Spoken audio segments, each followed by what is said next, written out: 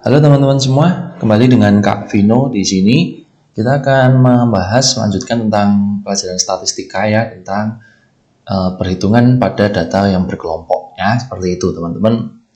Bisa saksikan video-video sebelumnya juga untuk melengkapi pembelajaran kita bersama ya.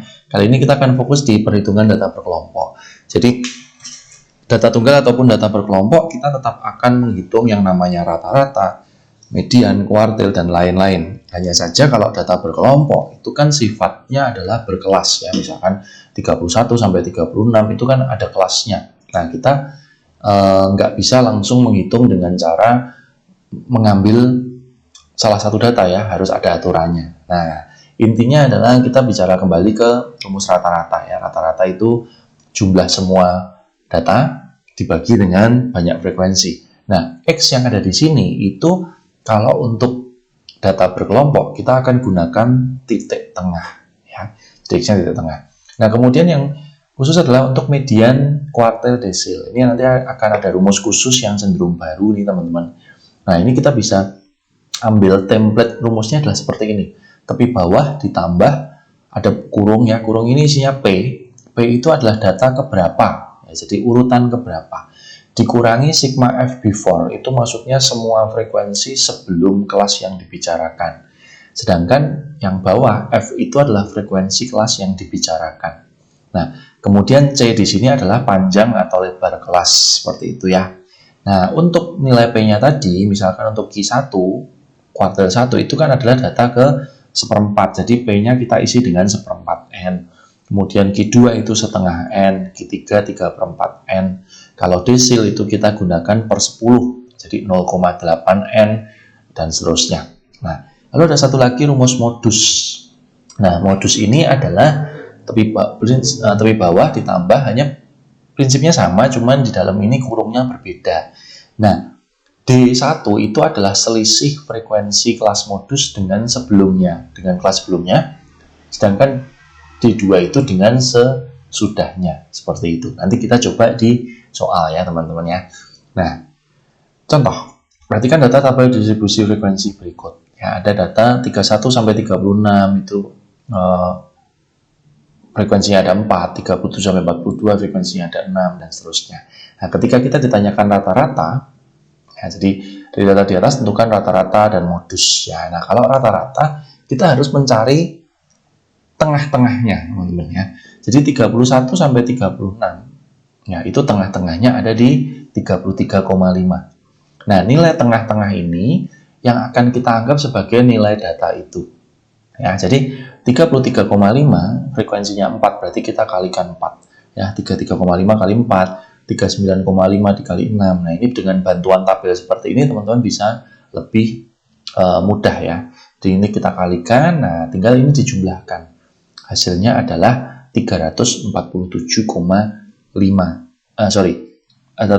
Totalnya adalah 2.550. Nah, berarti rata-ratanya itu tinggal 2.550 kita bagi dengan 50 ya. Kita dapatkan angka 51. Itu adalah rata-ratanya. Nah, kemudian untuk modus, kita harus cari dulu nih, kelas modusnya ada di mana ya. Kelas modus itu adalah kelas dengan frekuensi paling banyak. Ya, paling banyak itu ada di 49 sampai 54. Ya. Nah, kita ambil ini tepi bawah ya. Tepi bawahnya itu berarti nanti jadi 48,5 ya. Nah, modus ada rumusnya tadi ya. Tepi bawah ditambah D1 per D1 plus D2 dikalikan panjang kelas. Tepi bawahnya itu 48,5 ditambah, nah ini teman-teman, D1 itu adalah selisih frekuensinya kelas modus dengan sebelumnya, ini D1. Sedangkan kalau D2 itu dengan sesudahnya. Ya, jadi teman-teman bisa masukin nih, D1 adalah 14 dikurangin 9. Ya, 5. Di sini 5 lagi, yang di sini 14 dikurangin 10 itu 4. Dikalikan panjang kelas. Panjang kelasnya 49, 50, 51, 52, 53, 54 ada 6. Ya, seperti itu. Jadi 48,5 ditambah ini 30 dibagi 9 ya. Biasanya angkanya terus jadinya emang nggak bagus banget nih teman-teman ya. Banyak yang angkanya terus jadi agak ngaco, tapi nggak masalah gitu karena kita tinggal menghitung saja. Ini tinggal jadinya 51,83 ya. Yang saya pertegas tadi D1 itu tinggal selisih ya. Jadi 14 dikurangin 9, lalu D2-nya itu 14 dikurangin 10 ya. Jadi ini yang teman-teman perlu tahu besaran-besarannya seperti itu ya. Nah, kemudian dengan soal yang sama ya, kita ditanyakan untuk mencari kuartil lalu kemudian desil ya, seperti itu. Nah, ini yang perhitungannya mungkin agak ribet, tetapi prinsipnya semua sama ya. Jadi kita akan mencari sekaligus ya, teman-teman. Kuartil itu ada Q1, ada Q2, ada Q3. Ya, sedangkan kalau desil itu memang ada 9, tapi di sini kita hanya disuruh mencari desil ke-7 dan desil ketiga dan desil ke-7. Nah, kita perlu cari dulu ya. Jadi kuartil pertama itu adalah data ke seperempat N. Jadi kalau di sini N-nya 50, maka data ke seperempat kali 50. Ya, itu adalah data ke 12,5. Kita kerjakan sekalian yang lain supaya teman-teman tahu bedanya ya. Setengah N ya, setengah 50. Jadi data ke 25. Sedangkan Q3 itu 3/4 N. 3/4 kali 50 itu sama saja data ke 37,5. Nah, kemudian kalau desil ketiga itu 1/10. Jadi data ke 3/10 kali 50 atau data ke 15. Sedangkan kalau desil ke-7 itu data ke 7/10 kali 50 sama saja data ke 35. Nah, di sini kita tentukan dulu itu ada di kelasnya mana aja sih ya. Jadi data ke 12,5, teman-teman bisa hitung nih. Ini 4 sampai di sini 6, berarti sudah 10. Berarti data ke 12,5 itu ada di sini ya. Ini data Q1-nya. Ya, kita tulis data ke 12,5 itu ada di kelas 43 sampai 48. Nah, dengan cara yang sama nanti data ke 25 itu ada di ini berapa? 19 tambah 14. Berarti 33 ada di sini ya. Ini Q2-nya ada di sini. Data interval 49 sampai 54. Lalu data ke 37,5 ada di ini 55 sampai 60 ya. Ya, ini letaknya Q3. Nah, kemudian kalau yang desil data ke-15, data ke-15 itu juga ada di sini ya. Ini juga letak kelasnya desil ketiga. Sedangkan yang data ke-35 juga sepertinya ada di sini ya. Ini ada di kelasnya desil ke-7 ya. 55 sampai 60. Nah, di situ kita gunakan rumus yang tadi. Jadi rumusnya itu template-nya selalu seperti ini. Tepi bawah ditambah ada pecahan dikalikan lebar kelas. Nah, ini isinya adalah urutan, kita sebut P, dikurangi sigma F before dibagi F-nya. Nah, jadi semuanya sama nih teman-teman. Tepi bawahnya di sini 42,5 ditambah seperti ini dikalikan lebar kelasnya 6 ya. Jadi kita susun dulu semuanya supaya teman-teman tahu bahwa ini tuh semua sebenarnya sama. Jadi tidak perlu semuanya dihafalkan satu persatu ya. Ini tepi bawahnya 54,5 ditambah ini kali 6. Yang ini 42,5 ditambah ini dikalikan 6 ya. Ini 54,5 maaf ditambah pecahan dikalikan panjang kelas ya. Oke, mudah-mudahan jelas ya teman-teman ya. Jadi tidak semuanya dihafalkan satu persatu. Nah, lalu kemudian urutan ini kita masukkan di sini ya. 12,5 yang ini berarti 25 ya. Yang ini berarti 37,5. Yang ini 15, yang ini 35. Nah, lalu minusnya itu semua frekuensi sebelum kelas dia. Jadi kalau Q1 ada di sini, berarti semuanya sebelum dia adalah 4 ditambah 6, itu 10. Kalau Q2 ada di sini, berarti sebelumnya adalah 4 ditambah 6 ditambah 9, 19. Kalau ada di sini, berarti 19 ditambah 14 ya, 33. Begitu juga dengan ini ya.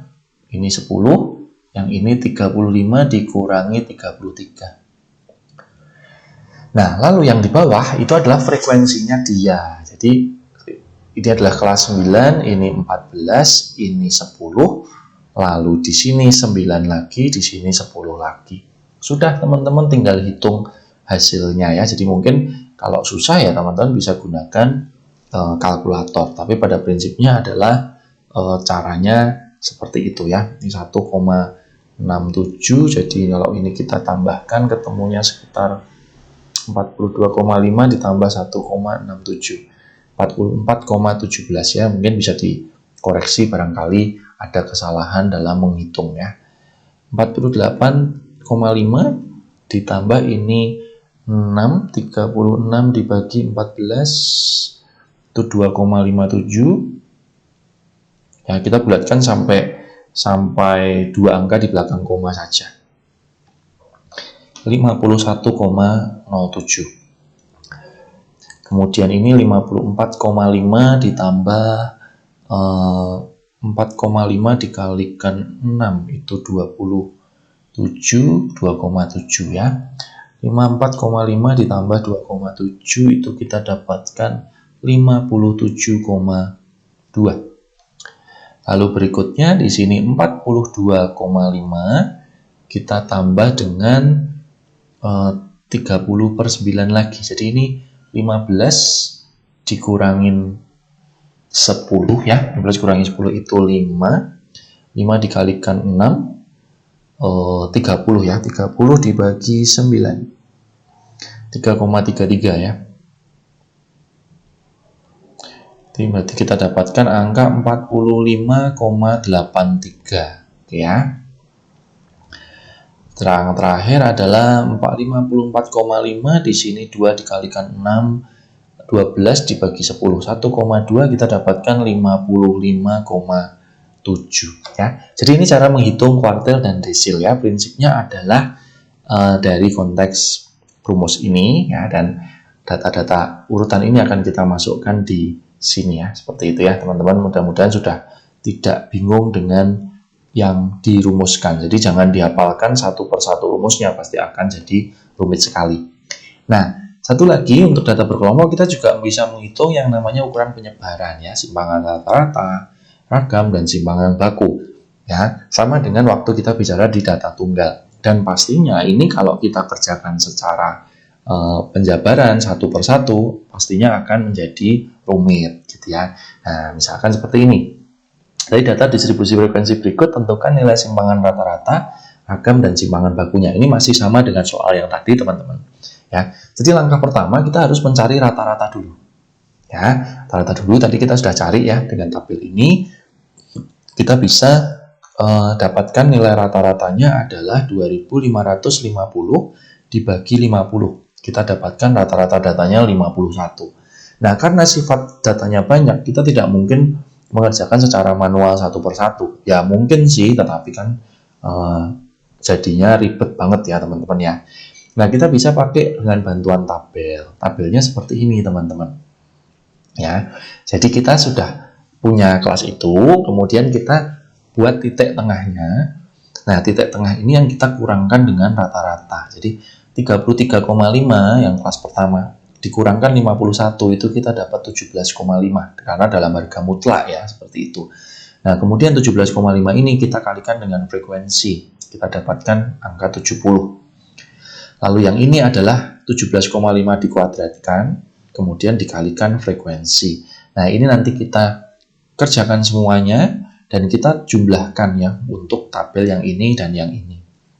Nah, dari situ kita tinggal menghitung simpangan rata-rata itu adalah tinggal 378 dibagi 50. Seperti itu aja. Jadi sudah selesai, hasilnya adalah 7,56.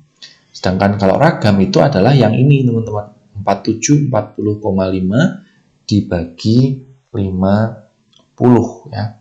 Ini kita bagi 50 dapatnya adalah 94,81. Nah, baru kemudian Untuk yang terakhir kita akan mencari nilai simpangan rata-rata ya, jadi standar deviasi atau simpangan baku ya, seperti itu. Oke, simpangan baku. Nah, simpangan bakunya tinggal akarnya dari 94,81 seperti itu. Ini kita hitung ketemunya 94,81. Jadi ketemunya sekitar 9,74. 9,74. Jadi dengan bantuan tabel ini teman-teman akan jadi lebih mudah sekali untuk menghitungnya ya. Seperti itu. Nah, ini perhitungan-perhitungan yang pasti ada di data berkelompok ya. Jadi teman-teman tinggal pelajari dikombinasi antara video yang satu dengan yang lain untuk memperkaya ilmu dan membantu dalam teman-teman belajar. Oke ya. Sampai jumpa di video selanjutnya dan terima kasih sudah menonton.